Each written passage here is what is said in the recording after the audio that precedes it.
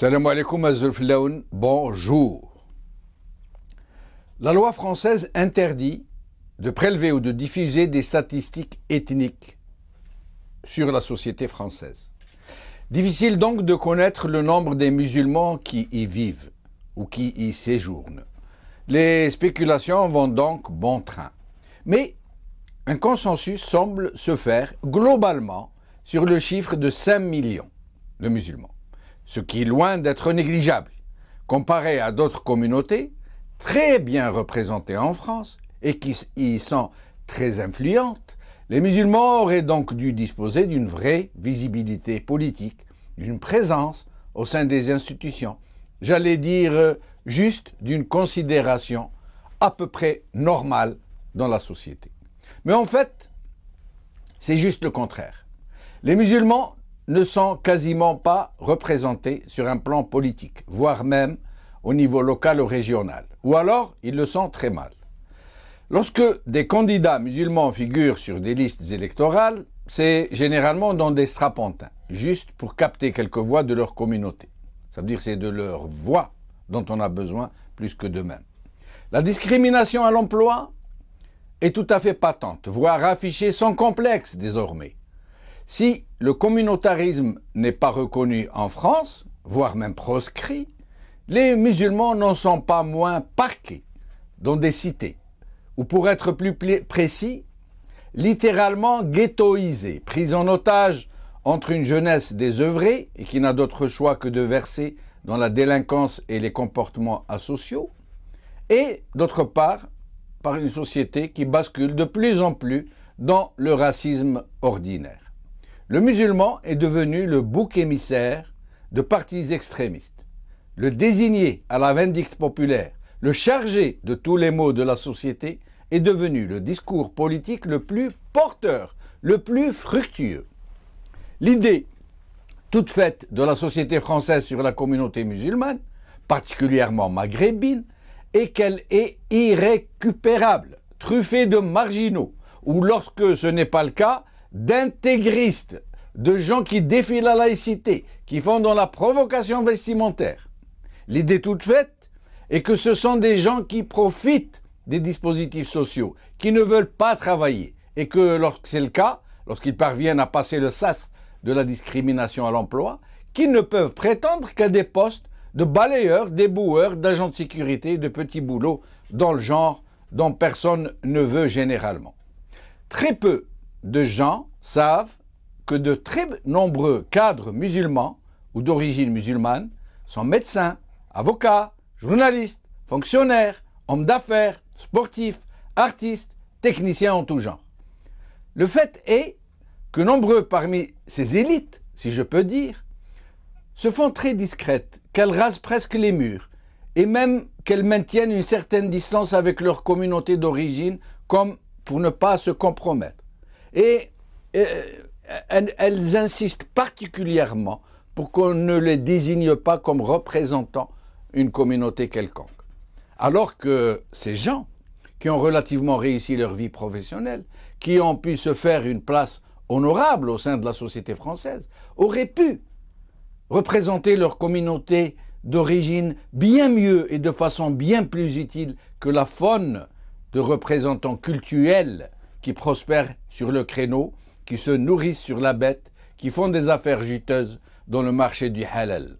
Comme si la communauté musulmane de France ne pouvait être représentée que par des opportunistes sur le seul plan de la religion, dans une république qui se dit pourtant laïque et qui s'est fabriquée des élus, entre guillemets, sur mesure, qui représentent tout ce qu'on voudra, sauf la communauté dont ils tirent bien souvent de substantiels revenus.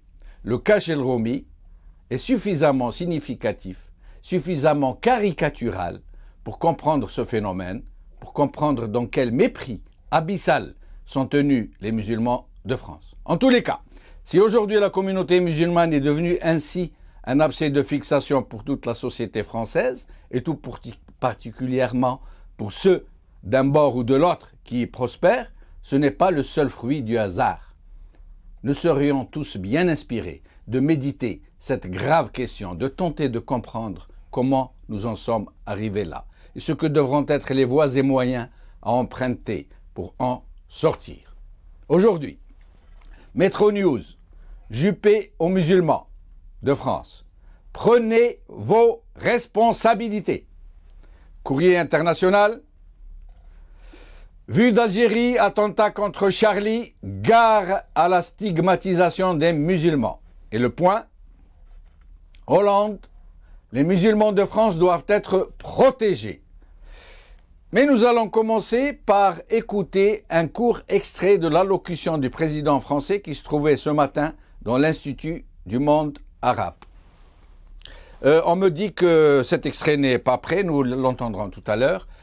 Donc aujourd'hui, j'ai le plaisir de recevoir Maître Faisal Mgherbi, avocat, membre du mouvement contre le racisme et l'amitié entre les peuples, le MRAP, et Ahmed Khelifi, fiscaliste. Maître Faisal Mgherbi, merci d'être avec nous. Oui, bonjour, merci pour votre invitation et merci pour l'introduction que vous veniez d'exposer, qui résume très bien la situation malheureusement de la communauté musulmane en France. Merci. Alors justement, maître, que nous le voulions ou non, hein, on n'a même plus le choix, la communauté musulmane de France est certainement la communauté la plus stigmatisée de France. Alors, selon vous, pourquoi ? La communauté musulmane ou les musulmans, le groupe de personnes en raison de la religion qui sont les musulmans, sont,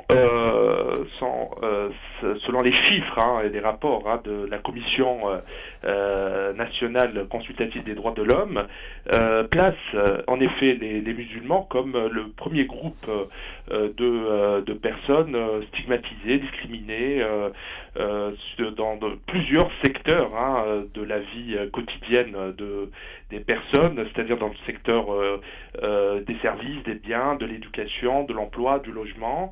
Les raisons sont multiples. Donc moi je suis juriste essentiellement, mais je pourrais vous donner une réponse sans lier non seulement à l'histoire coloniale, mais aussi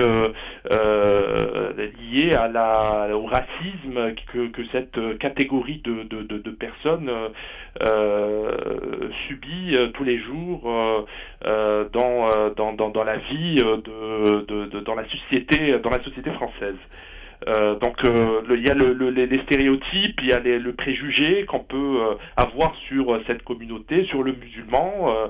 Il faut juste suivre quelques déclarations d'hommes politiques français ou de personnalités publiques dans les médias qui tiennent souvent et régulièrement des propos qui attissent à la haine, qui incitent à la haine, à la violence, à la discrimination. Et tous ces faiseurs d'opinion peuvent justement par leurs déclarations, par leurs propos, donner une mauvaise image de cette communauté, de ce groupe de personnes. Mais Faisal Mgherbi, est-ce que, très franchement, pour parler franchement, pour nous regarder dans une glace et nous dire nos vérités en face, est-ce que nous ne prêtons pas le flanc généralement à ce genre d'exploitation ? Non, non, non. Pour parler franchement, non, moi je suis pas d'accord sur ce discours qui peut être véhiculé par encore une fois par des personnalités qui passent à la télé ou qui écrivent dans les médias. Ce groupe de personnes, les musulmans ou les immigrés ou les issus de l'immigration généralement, c'est un groupe de personnes qui généralement qui est pauvre. Donc la discrimination elle est plutôt ou la stigmatisation elle est plutôt sociale que liée à l'origine de ces personnes ou à leur pratique de la religion. En France, vous avez, comme vous l'avez souligné dans votre introduction, il y a des personnes qui font de la politique, qui sont élues maintenant au niveau de l'Assemblée nationale, mais aussi qui animent des associations, les ONG françaises qui sont issues de l'immigration ou qui sont immigrés tout simplement et qui occupent des postes de responsabilité non seulement dans l'administration centrale française, dans les ministères, ils sont juges, ils sont magistrats, ils sont avocats, médecins, journalistes également. Donc c'est vrai, il y a une minorité qui est visible, qui donne encore une fois une mauvaise image à cette communauté, mais on peut pas généraliser, on peut pas dire oui, que mais moi sont responsables. Faisal Magharbi, moi quand je parlais de prêter le flanc, il était question surtout dans mon esprit d'une communauté qui ne parvient pas à s'organiser, à se faire représenter, à voir dans une seule direction, à avoir de la cohésion dans ce qu'elle veut, dans ce qu'elle recherche. Mais restez avec nous. Nous allons donc voir ce court extrait de l'allocution du président français et nous revenons à la discussion. Nous devons aussi rappeler, et chaque fois je l'ai fait, partout où je me suis déplacé dans le monde arabe, que l'islam est compatible avec la démocratie, que nous devons refuser les amalgames et les confusions. Et d'abord en France, les Français de confession musulmane ont les mêmes droits, les mêmes devoirs que tous les citoyens. Ahmed Khelifi, merci de nous avoir rejoints. Ahmed Khelifi? Oui, je vous écoute. Oui. Bonjour Ahmed. Alors, bonjour et meilleurs vœux avant tout à merci, à vous-même. Merci beaucoup. Alors Ahmed, d'abord, selon vous, quel est le nombre approximatif? Est-ce qu'il est vraiment de 5 millions comme le prétendent certains? Bon, est-ce qu'il est plus? D'abord, on va tendre le coup à de fausses bonnes idées. En 2003, Nicolas Sarkozy, alors ministre de l'Intérieur, annonçait 5 millions de musulmans. En 2003, j'entends bien, tandis que Jean-Marie Le Pen en annonçait 8 millions. Me direz-vous, les statistiques ethniques étant interdites en France, il me semble que c'est difficile de pouvoir évaluer un chiffre et de donner comme ça à la louche une représentation à l'homme près ou à la femme près. Mais vous savez bien qu'en dehors des circuits institutionnels de données, nous disposons aussi de sources consulaires. Je peux vous dire que actuellement, le nombre d'Algériens est fixé à 6 millions en France, à 2 millions de Marocains en France et 1,2 million de Tunisiens. Excusez-moi du peu, mais la somme des trois fait 9. Si vous ajoutez les subsahariens plus les musulmans de l'Europe de l'Est, on arrive plus près de 10 millions que de 5 millions. Donc je m'interroge, est-ce que nous serions la seule population au monde qui, une fois au lit, aurait tendance à faire moins d'enfants que les autres? Soyons sérieux un peu. Aujourd'hui, derrière cette minoration du chiffre, on veut minorer un pouvoir politique naissant. Et aujourd'hui, l'islamophobie à laquelle vous assistez n'a rien d'économique, n'a rien de sociologique ou de social. Elle veut simplement permettre le maintien des hégémonies des élites. Et étonnez-vous quand même qu'à 2 mois d'une élection fondamentale pour le Parti socialiste, qu'il risque de perdre avec brio, on nous a sorti 2 clampins qui voudraient obliger plus de 10 millions de musulmans à baisser la tête. Alors moi je dis, lorsque j'entends Monsieur Hollande nous expliquer que les musulmans ont des droits et des devoirs, il y a encore dans sa gorge un relent colonial, c'est-à-dire qu'il s'arroge le droit de me dire à moi si oui ou non je suis compatible avec la démocratie, mais je suis un produit de démocratie, rendez-vous compte. c'est une insulte à mon intelligence. Rendez-vous compte. Je vous dis très franchement, aujourd'hui, ce sont des données qui sont politiques, qui sont sur la table, et ce que craint le PS et ce que craint l'UMP, c'est effectivement l'évitement de l'électorat arabo-berbéro, et j'entends bien, et aux musulmans, soit vers l'abstention, soit vers des voies extrêmes. Donc à partir de ce moment-là, je dirais aujourd'hui, tout ce qui se passe dans notre pays est particulièrement lamentable et scandaleux et dangereux, et je me demande si des mains habiles ne sont pas dans la marmite depuis un bon petit moment, parce qu'il faut se poser la question de savoir à qui profite tout ce trouble et ce tumulte, et avouer très franchement que ça ne profite pas aux intervenants de votre plateau. Restez avec nous. Maître Megherbi, Ahmed Khalifi vient de dire que la déclaration de François Hollande concernant la compatibilité de l'islam avec la démocratie est une insulte pour son intelligence. Vous pensez comme lui ? Moi, j'ai un autre discours. Moi, j'étais à l'écoute de ce discours qui a été tenu par le président de la République. Donc, il essaye de calmer un petit peu le climat délétère qui règne actuellement en France. Donc, on peut pas le blâmer. On peut pas le blâmer sur ce point de vue, parce que la tension, il y a une tension qui est terrible. Non seulement comme j'ai énuméré tout à l'heure les secteurs. Dans les entreprises, donc il y a des fois des incidents entre employés qui des fois ils tiennent des propos qui sèment l'amalgame entre ce qui s'est passé les attentats du 7 janvier dernier et les attentats de vendredi dernier. Donc il faut calmer un petit peu le jeu, les tensions.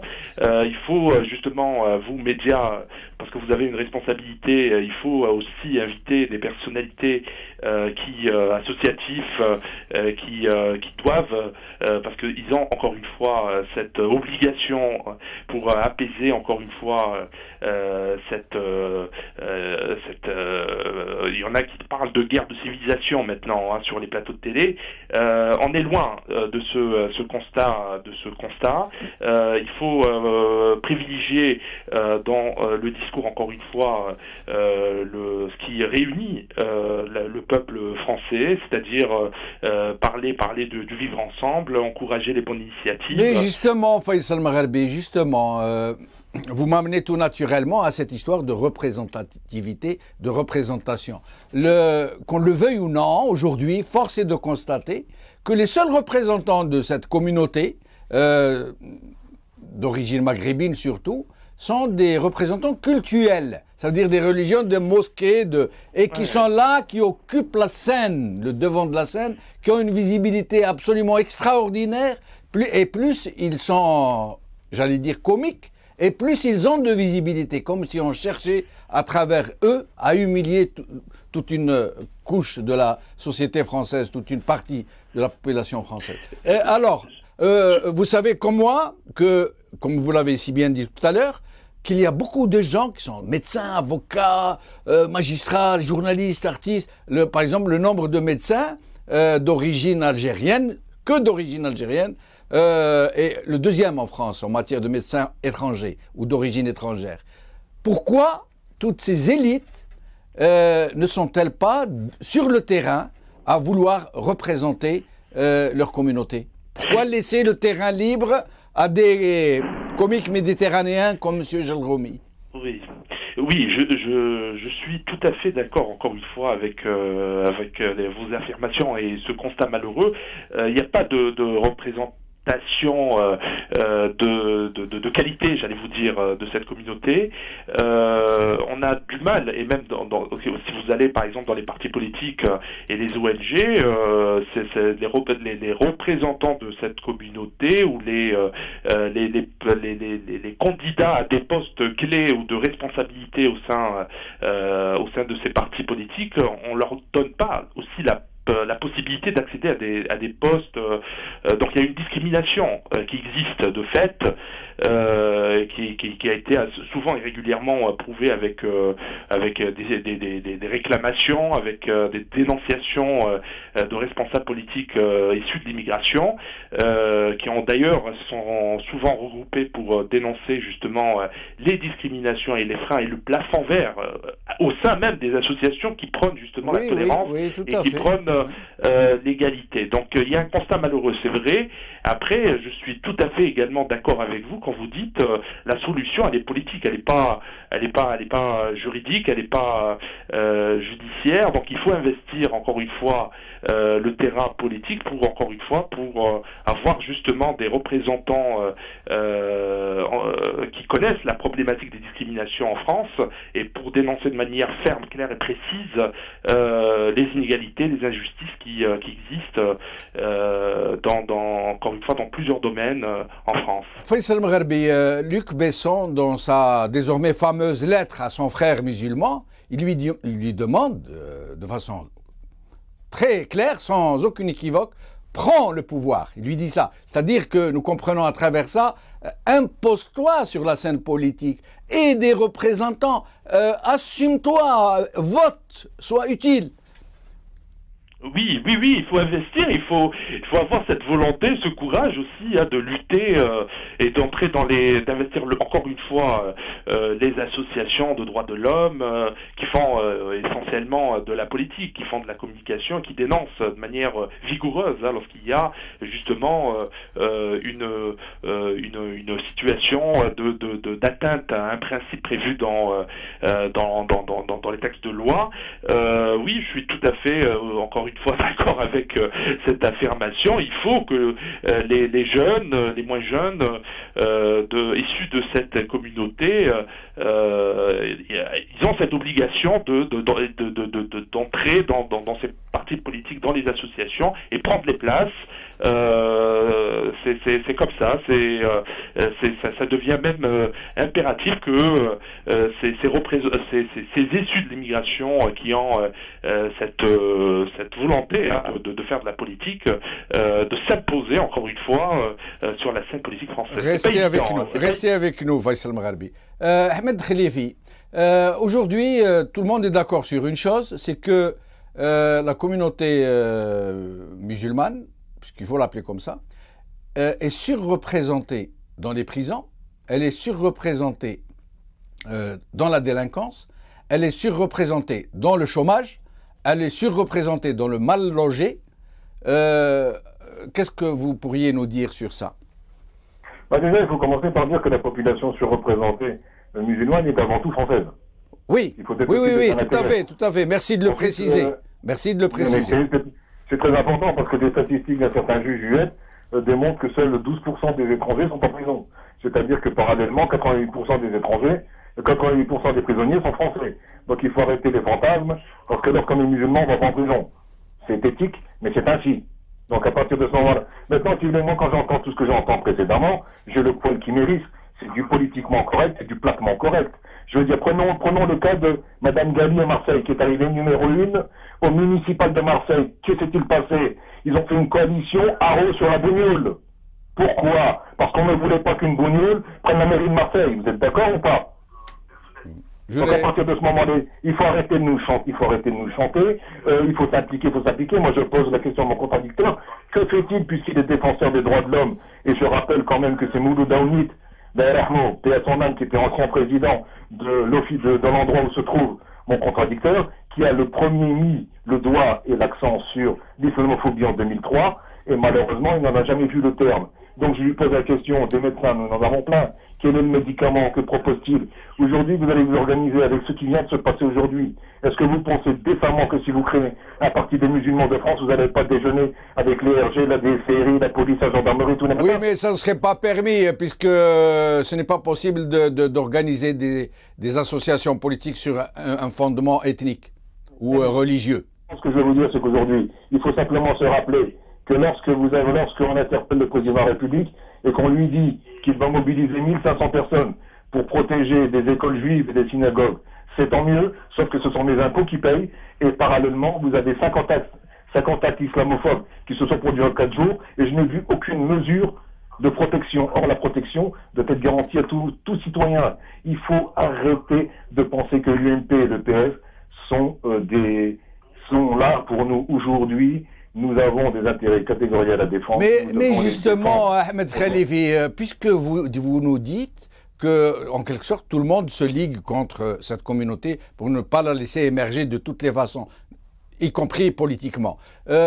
Pourquoi, dans ce cas, ces élites musulmanes dont vous-même vous faites partie, pourquoi ne s'organisent-elles pas de façon à pouvoir représenter, non pas sur un plan religieux ou cultuel, pour ne pas représenter cette communauté, imposer des droits, une dignité, pouvoir dénoncer publiquement certains abus, ceux que vous êtes en train de signaler, entre autres. Des meilleurs éléments de ma communauté, pour l'intérêt général. Oui, ben voilà, mais pourquoi ces élites ne s'organisent-elles pas? Pourquoi, lorsque ces gens issus de cette communauté parviennent, lorsqu'ils réussissent socialement, pourquoi se détachent-ils naturellement de leur communauté d'origine, comme si elle les compromettait quelque part? Vous avez dû entendre parler du syndrome du colonisé, virant au syndrome de Stockholm, et surtout le concept néo-khoubziste qui consiste à œuvrer pour sa place. Oui, en effet. Donc à partir de ce moment-là, ne vous étonnez pas que les gens ne veulent pas s'impliquer pour les autres. Et donc, à votre avis, la solution en moins d'une minute, puisque nous arrivons à la fin de cette émission? Écoutez, la solution est très simple. Aujourd'hui, nous avons 18% d'électeurs. Le Front National a été élu, a sorti 27 députés européens avec 2,4 millions d'électeurs. Et retenez bien ce chiffre, ça va donner à réfléchir aux auditeurs. 2,4 millions d'électeurs français ont sorti 27 députés européens pour un groupe d'extrême droite. Nous avons 7 millions d'électeurs et nous avons des abstentionnistes. Eh bien, que nous allions aussi nous amuser un peu à l'urne et que nous allons voter les uns contre les autres et vous verrons si nos détracteurs ne prendront pas au sérieux. Il faut arrêter les coalitions et les soumissions. Aujourd'hui, nous sommes des partenaires. Partenaire veut dire que nous allons œuvrer ensemble et celui qui ne veut pas nous prendre au sérieux, eh bien, il doit jouer le jeu de la concurrence. Khalifi Ahmed, merci beaucoup. Faisal Mgherbi, le mot de la fin vous revient. Le mot de la fin, moi je reste quand même très optimiste, hein, même si on a connu un drame il y a quelques jours en France.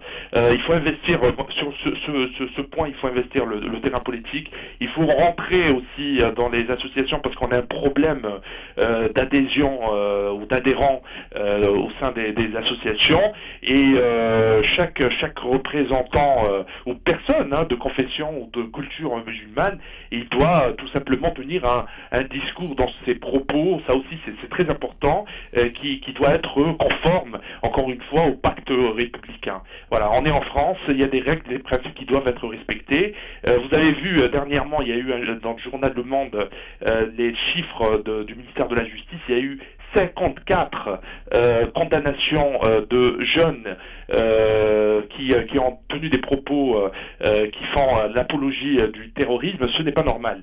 Dans un pays, encore une fois, qui se dit, parce que dans ses principes, qu'il est tolérant, démocratique, ce n'est pas la règle en France.